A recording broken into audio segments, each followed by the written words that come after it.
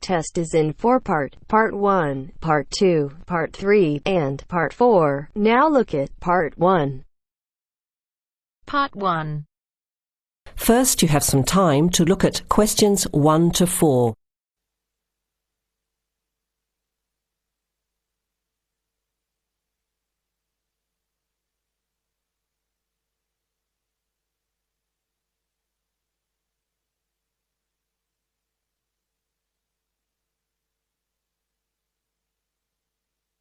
You will hear the recording once only.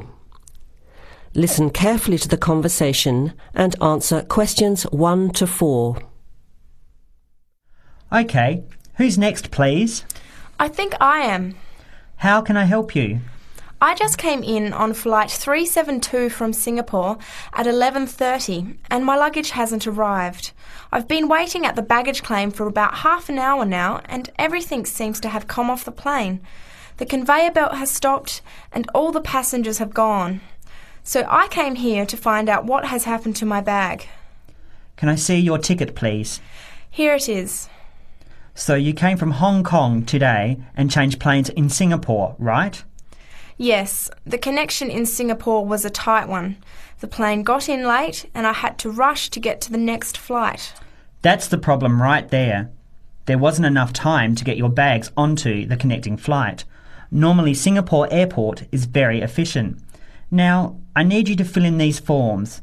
Your name. Jenny Lee. Address. I guess you want my address here. I'm staying with relatives. Just a minute, I'll have to look it up. It looks like 583. No, it's 533 East 67th Street in Riverside. Do you have the phone number there? Yes, I do. It's 93014269. So you came in on Qantas Flight 392. Do you know the number of the flight out of Hong Kong? Let me see. I think it was Cathay Pacific 900 or something. Oh yes, it says here, CX912. Before you hear the rest of the conversation, you have some time to look at questions 5 to 10.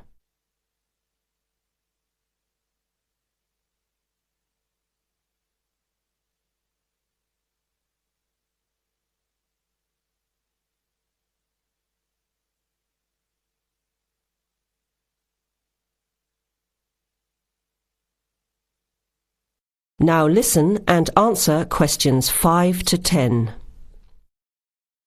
Right. Now, I need a description of the luggage. How many pieces did you check in? Just one. Can you describe it for me?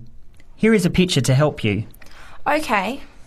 It's a big bag, like this one. Rectangular. Not hard shell, but soft covered. And it has a zipper around the front. Is it black? No, sort of a grey colour. Any identification? Just a tag with my name on it. Any other features? Well, it has wheels and a retractable handle on the end, so you can pull it, as well as the handle in the middle. OK, that's fine. Now, if your bag missed the connection, I'm sure it'll be put on the next flight. I'll email Singapore as soon as I finish here. The next flight comes in at 17:50. That's 10 to 6 this evening. You can pick it up then. 10 to 6? That's too long to wait. Can I get my uncle to pick up the bag on his way home from work? Sorry, you have to be here yourself to clear customs. Of course, I almost forgot. Will the bag come here, to this desk? Yes. You pick it up here, then take it over to the customs area. By the way, don't forget to bring your passport. You will also need to have the key plus your ticket with a baggage claim number on it. Oh, okay. Guess I'll have to come back tomorrow then. It's lucky I packed everything I need for now in my carry-on bag. Yes, that's always a good idea. Be prepared.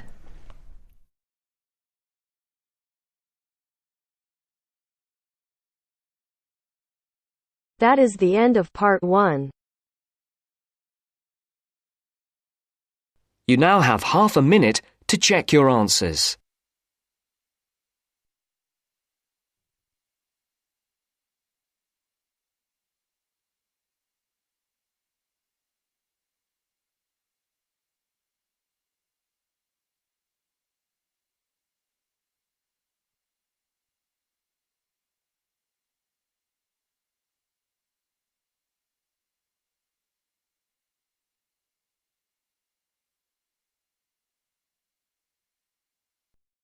Now turns to part 2. Part 2. You'll hear a man talking about living and working on Trinidad. First, you have some time to look at questions 11 to 15.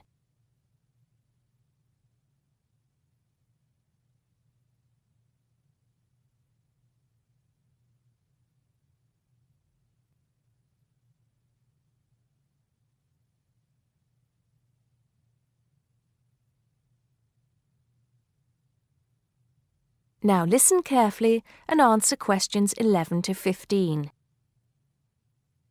Hi, I'm Steve Pinfold, and I'm here today to tell you about my gap year, which I took about 20 years ago. Unlike many students these days who go travelling or get some work experience between school and university, I decided to do something completely different after finishing my degree. I applied to work for a charity organisation.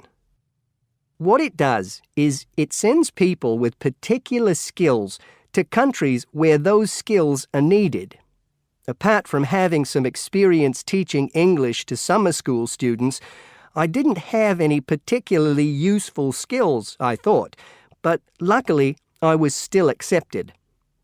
I had to find the money for the flight, but you get free accommodation. I stayed with a family of 5.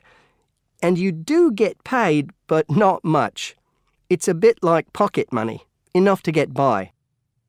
I worked in an orphanage and taught English at a local school. Where was I? Well, originally I was going to be sent to a village in India, but at the last minute the organisation decided to send me to Trinidad.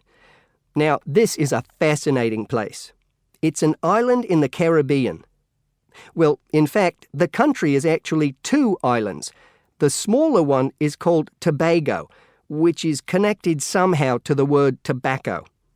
Anyway, there I was, a young white guy living and working on an island which is mostly a mixture of descendants from Africa and India. The Africans were originally brought over as slaves, and the Indians came later as indentured workers. That means they agreed to come for a specific time, but many of them stayed. There are also some Trinidadians of Chinese and British origin, though the native inhabitants were basically wiped out by colonialization. I myself felt completely accepted and had the time of my life.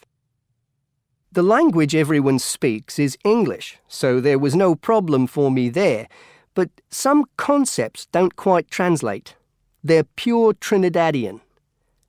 There's the term liming, for example, which means sitting around watching the world go by. Also, there's the famous carnival, when the whole island is taken up in playing mass. For a whole month, around February or March, it depends when Easter is, everyone's busy preparing costumes, practicing calypsos, soca and steel pan music, and most importantly, partying. Before you hear the rest of the talk, you have some time to look at questions 16 to 20.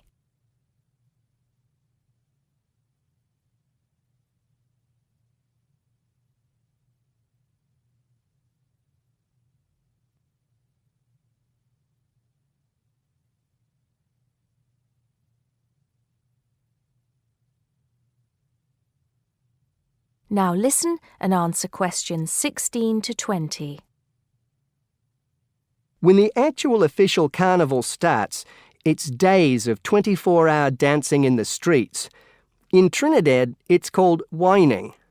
You've probably seen this sort of thing on TV, in the more famous carnival in Rio, or even at the Notting Hill Carnival in London.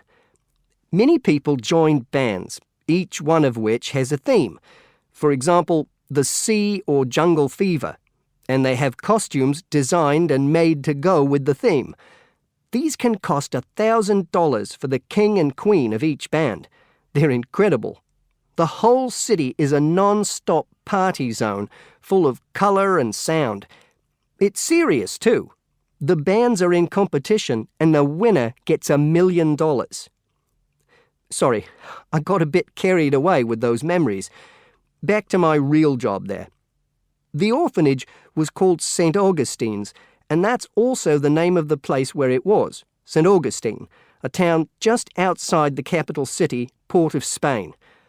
I didn't have any particular job description, just to be with the children and tell stories, sing songs and play games. Oh, and we also went camping in the jungle once. I could tell you a few stories about that particular escapade. Every time I arrived at the gate, kids would come running towards me, shouting, with big smiles on their faces. The younger children seemed fascinated by my blonde hair and loved to touch it as if it was something miraculous. The English teaching I did 2 days a week in a primary school for 6 to 11-year-olds. The kids may have been poor, but they all wore neat and clean uniforms and were so respectful and enthusiastic. I've now been teaching for many years in different countries, and I still think those were the best students I've ever taught. What else did I do while I was there? I swam a lot. Can you imagine what it's like swimming with dolphins and with pelicans diving into the sea right next to you? More seriously, I trained to be a Samaritan. That's someone who listens and supports people who have problems with their lives. Overall, what I took from the experience was a sense of being in another culture, or rather cultures. As humans, we all share many characteristics, but we express ourselves in various ways. In Trinidad, there are lots of different communities and religions, and so many different kinds of festival to see. Hindu, Muslim, Christian, as well as some rather mysterious African traditions. There are quite a few Rastafarians too. Trinidad is, as Americans are fond of saying of their own country, a melting pot where everybody is greeted warmly. Go and see for yourself. I'm not sure how it's changed since I was there, but I'd love to find out.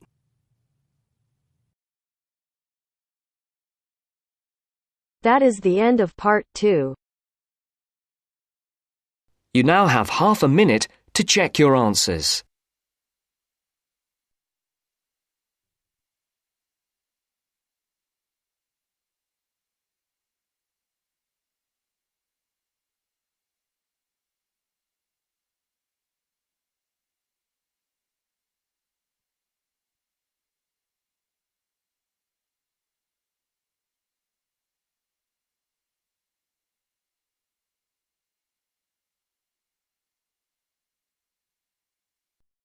Now turns to part 3. Part 3. You will hear a group of students, Henry, Joe, Nancy, and Gordon, discussing changes to their work experience placement arrangements. First, you have some time to look at questions 21 to 26.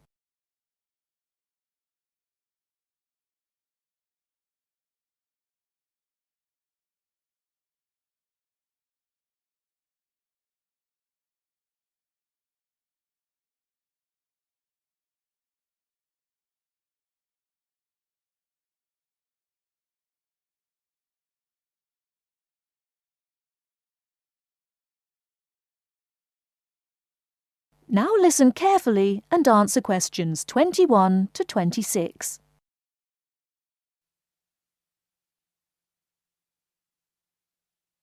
Look, there's the notice that Professor Jones told us he'd be putting up confirming the details of our work experience placements.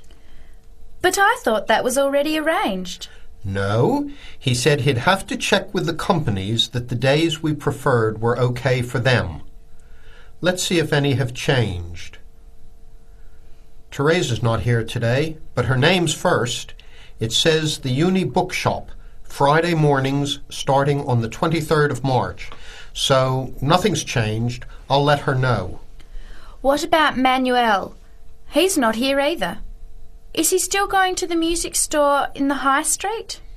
If it's mainly music, yes, he's still down for that on Friday afternoons starting on the 9th. The day's different. It's changed from Tuesday mornings, but that's okay. I'll tell him. He'll really enjoy listening to music all day. Now, where's my name? Henry. Here it is. I'm going to the beauty shop, and I said I preferred Thursday afternoons. Oh, good, that seems okay. And my start date hasn't changed either. Joe, what day did you opt for? I'm going to Highway Hotels on Monday mornings. Yes, that's okay. And starting on Monday the 12th of March. Oh, has that been changed? Okay, I was scheduled to start the week before. I'll just make a note of that. What about me, Henry? Have I still got the Explore travel service on Wednesday mornings? Just a minute. Where's your name? Let's see. Nancy. Okay, here it is. Explore travel on Wednesdays, yes, but afternoons, and starting date is Wednesday the 14th of March. Has the date changed? No, not the date, just the time, which is fine. I'll get to sleep in. You lazy thing, Nancy. Chris's name is next on the list. Gorgeous Gowns Fashions. What a name. Yes, it sounds good, doesn't it? I'm hoping he'll bring me some free samples.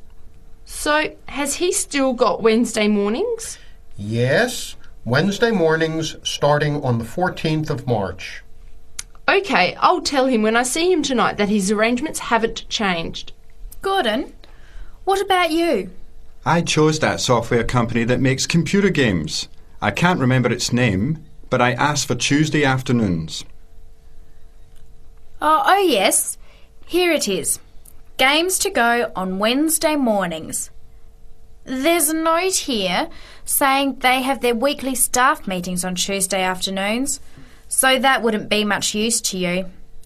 That's why they've changed it to Wednesdays, starting on the 21st of March, so you can see their working setup.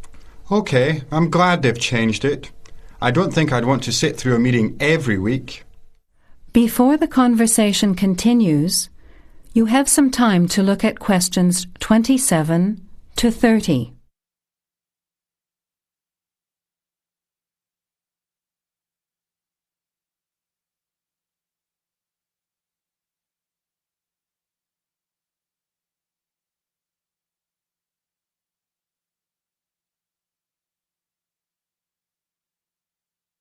Now, as the conversation continues, answer questions 27 to 30.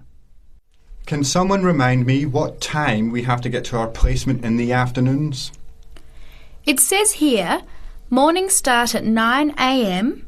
and afternoon sessions at 1 p.m. Oh, that's a shame.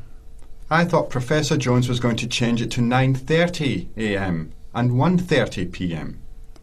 Yes, he did say that he'd try to make it later, but obviously that wasn't possible. By the way, just in case, what happens if we're ill or something and can't make it?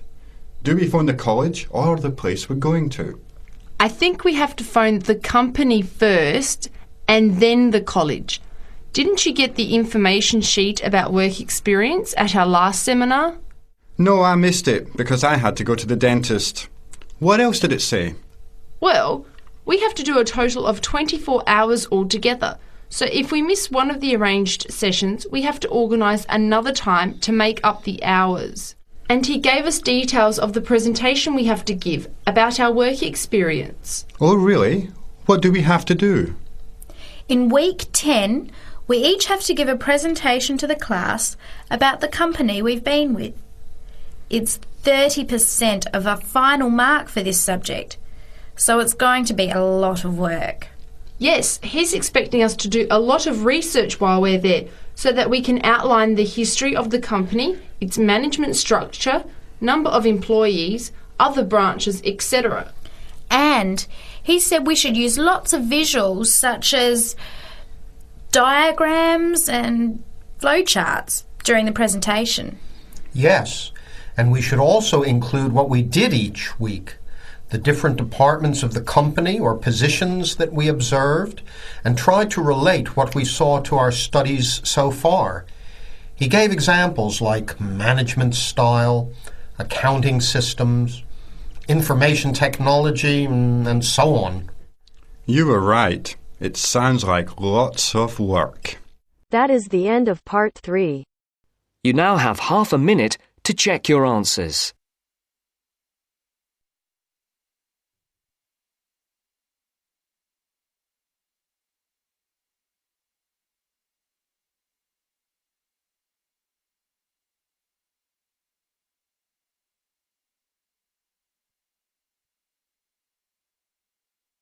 Now turns to part 4. Part 4. You will hear a woman giving a talk at a popular science convention. She is describing research into artificial gills designed to enable humans to breathe underwater. Now you have some time to look at questions 31 to 40.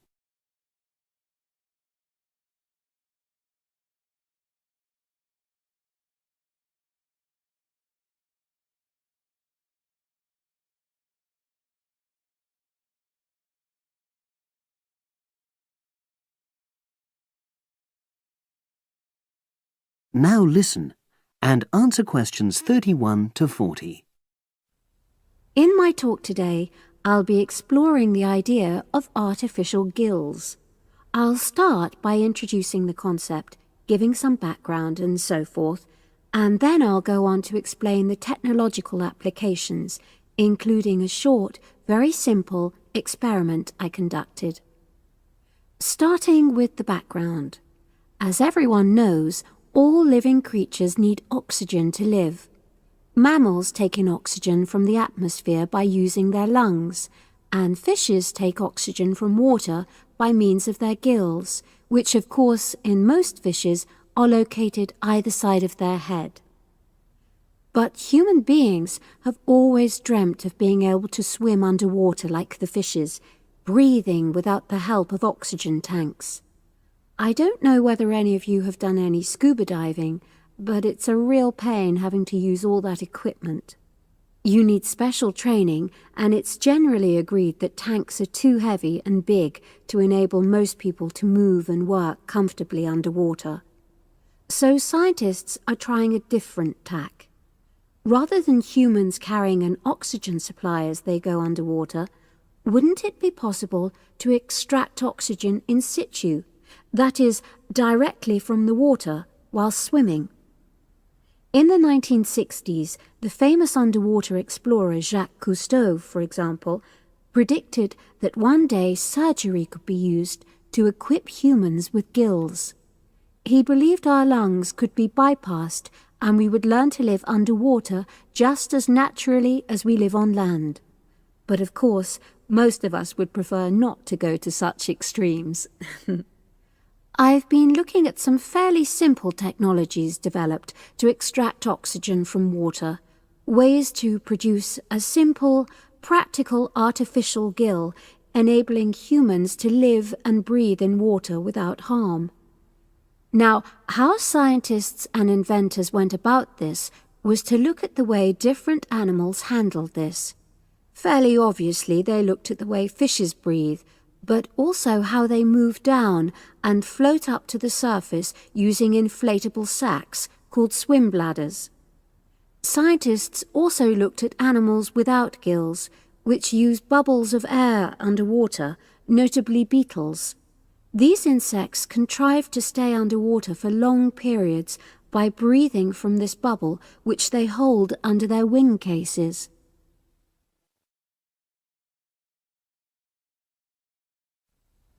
By looking at these animal adaptations, inventors began to come up with their own artificial gills. Now, making a crude gill is actually rather easy, more straightforward.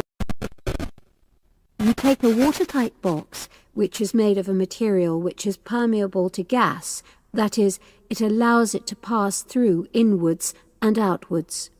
You then fill this with air, fix it to the diver's face, and go down underwater. But a crucial factor is that the diver has to keep the water moving so that water high in oxygen is always in contact with the gill, so he can't really stay still.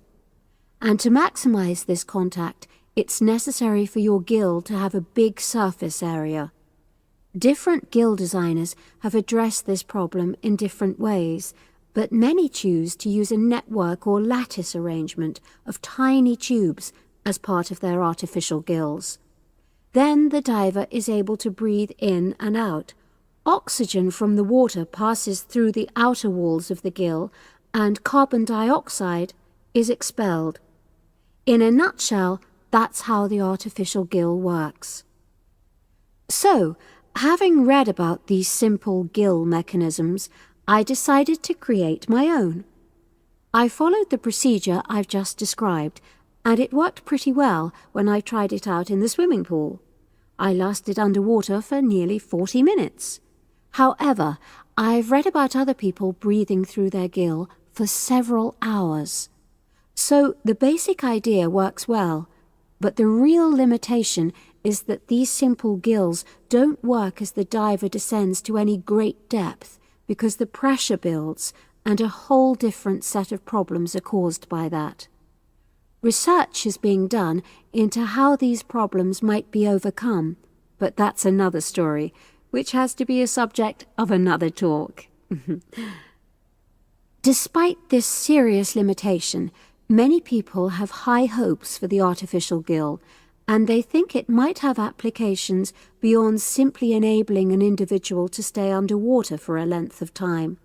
For example, the same technology might be used to provide oxygen for submarines, enabling them to stay submerged for months on end without resorting to potentially dangerous technologies such as nuclear power. Another idea is to use oxygen derived from the water as energy for fuel cells. These could power machinery underwater, such as robotic devices. So, in my view, this is an area of technology with great potential. Now, if anyone has any questions, I'd be happy to answer. Yes, lady at the...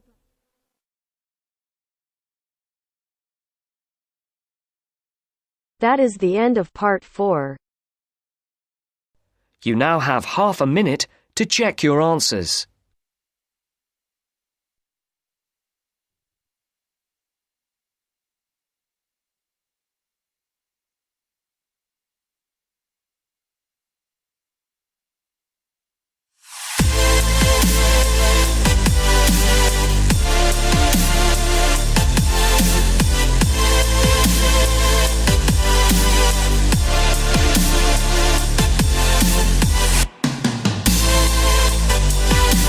That is the end of the test. You now have 10 minutes to transfer your answers to your IELTS listening answer sheet.